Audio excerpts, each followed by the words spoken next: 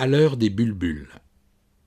Il laissa derrière lui la Médina, ses souks labyrinthiques, ses marchands à l'affût, et la place Djemaïl Fna traversa le boulevard encombré d'un délire de machines en mouvement pour rejoindre la résidence du consul général de France, juste de l'autre côté. Le policier en faction, près de sa voiture, lui fit un signe. « Celui qui vous confirme que l'on sait déjà qui vous êtes. » Puis, Victor se présenta devant le grand portail, au sein duquel se dessinait une porte pour piétons. Il attendit. La caméra de la vidéosurveillance l'identifia. Le garde ouvrit, lui sourit, le saluant d'une main sur le cœur, comme si Victor était une vieille connaissance, alors qu'en fait, il était l'invité du consul général, d'où cette simplicité apparente, trompeuse, ce franchissement ne relevant pas de l'évidence, quoique geste de politesse à la marocaine. Ceint de hauts murs, sans décor, ni peint ni ciselé, ce domaine ne s'exhibe pas, comme tous les dars et riads du Maroc, respectant la nécessaire discrétion de la demeure traditionnelle musulmane. Nous sommes en novembre, le temps est clément, qui offrira une belle lumière avec une température de 25 degrés en milieu d'après-midi. Tout de même, on est proche de l'hiver et le désert n'est pas si loin. Victor frissonne ce matin au réveil, pas plus de 9 degrés, en quittant sa chambre située sur la coursive qui domine le patio arboré. Cette fraîcheur reviendra en fin de journée, dès que le soleil aura rejoint l'horizon en se cachant derrière l'Atlas. Pour l'heure, le grand jardin, dans lequel il pénètre, s'expose, avec ses allées ordonnées, ses pelouses au carré, à la française, plantées de cyprès élancés, à l'italienne, de quelques palmiers ceints à leur base d'un anneau, bijou de verdure, d'orangers supportant une pléthore de fruits donnant aux arbres l'apparence de coccinelles géantes aux larges élytres. Bordant l'allée centrale, des rosiers dominent une haie de buissons savamment taillés. On devine, plus qu'on ne les voit à droite au fond du parc, des oliviers, peloton en rang serré, silencieux et disciplinés. Ici, les deux rives de la Méditerranée s'interpellent, s'entremêlent, exprimant avec délicatesse l'harmonie de la longue histoire de la résidence. Sous la pergola, les bougainvilliers ne refusent pas leurs fleurs. Victor, plutôt que de rejoindre sa chambre, s'enfonce dans un fauteuil de rotin garni de coussins moelleux. La chatte blanche, maîtresse des lieux, s'approche de l'intrus qu'elle semble vouloir adopter en se glissant à ses pieds, affectueuse et tranquille. Le muezzin propage la 3e prière de la journée. Nous sommes au pied de la Koutoubia, la mosquée des manuscrits, appelée ainsi car elle dominait le souk des libraires du temps des Almohades. Relieurs, bibliophiles, enlumineurs, scribes, copistes tenaient échoppe ouverte à tous les amateurs, lettrés ou simplement curieux. Aujourd'hui, ce n'est plus qu'une immense esplanade disponible au badaud, un passage pour ceux qui viennent prier, bordé des ruines de la première mosquée. Son sous-sol abrite de magnifiques galeries aux voûtes de briques, anciennes citernes d'eau, rappelant qu'ici était le cœur d'une cité fortifiée, nécessitant des réserves pour résister aux sièges éventuels.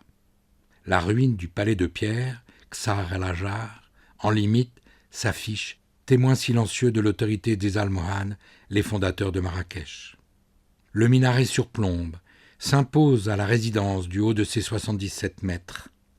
Du temps de Moulay Ali, le premier habitant de la demeure à laquelle il laissera son nom, existait un lien direct avec la mosquée. Quand on se rendait à la prière, la cour, entre les deux bâtiments, était close de part et d'autre, par 2 grandes portes en bois, par sécurité sans doute, mais surtout pour affirmer le statut et le privilège de ce prince, frère du sultan. Aujourd'hui, cette connexion n'est plus. On raconte 1001 histoires à ce sujet, dont aime à s'emparer tout un chacun pour rejoindre la légende.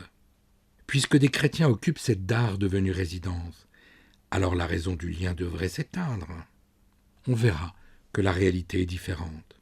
Et que dire du Menzé, installé sur le haut de la demeure, un lieu d'où la vue se réjouit, édicule ô combien précieux, où l'on consultait nuitamment les cieux et les étoiles.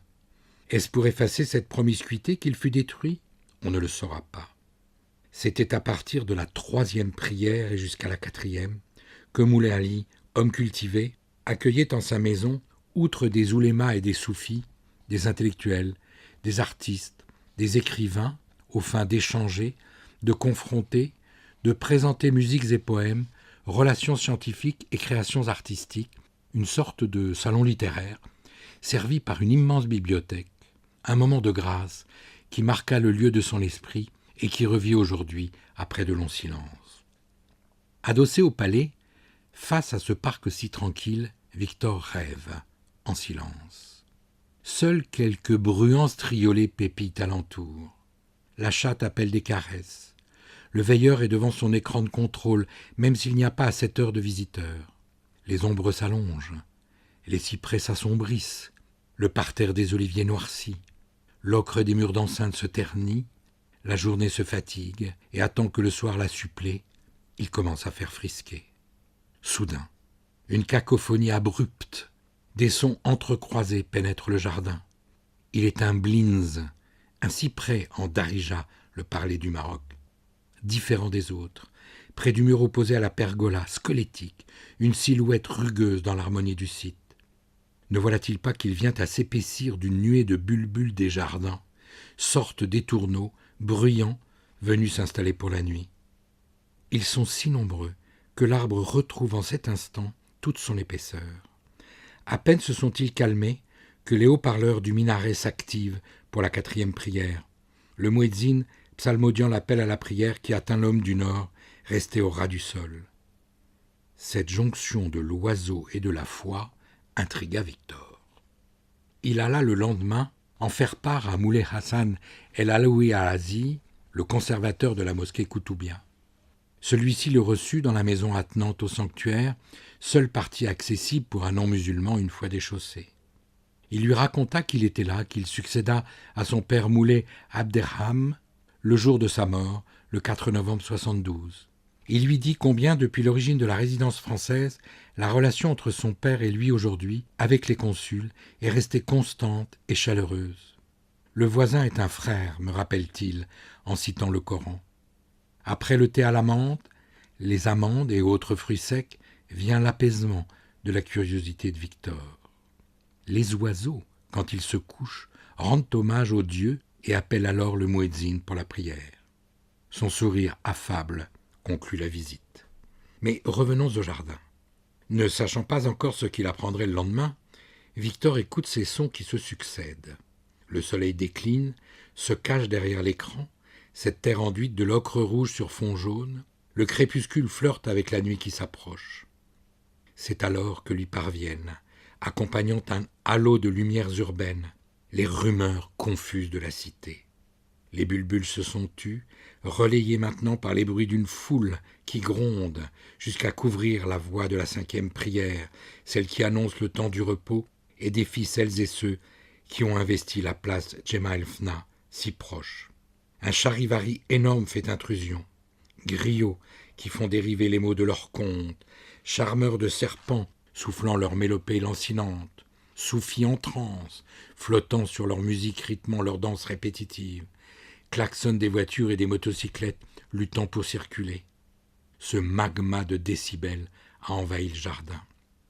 Victor, maintenant emmitouflé, mesure en cet instant la personnalité non perceptible à première vue de la résidence du consul général de France, la Maison de France ou Maison des Français, la nommait-on du temps du protectorat. Cet îlot construit dans ce qui était la zone des princes se situe donc à la confluence tout à la fois de l'esprit, de la nature et de la cité.